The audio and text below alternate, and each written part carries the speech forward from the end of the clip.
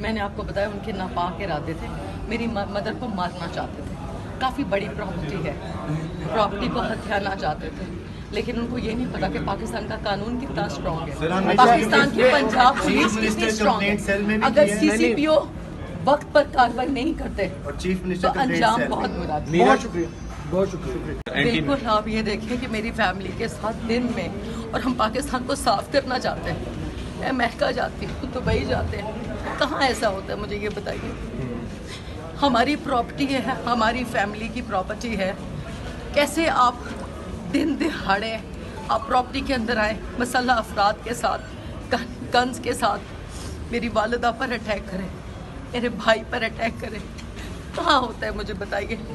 Fall documents, और उसके बाद अगर कोई साबित कर दे,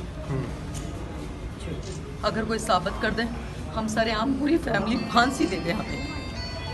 झूठे ये फ्रॉडी लोग हैं, ये 2 नंबर लोग हैं, इनको पकड़ना बहुत ज़रूरी है। पाकिस्तान को साफ करें, अपने बच्चों के लिए साफ करें। मेरी फैमिली यहाँ पर रहती है, आपकी फैमिलीज हैं यहाँ पर।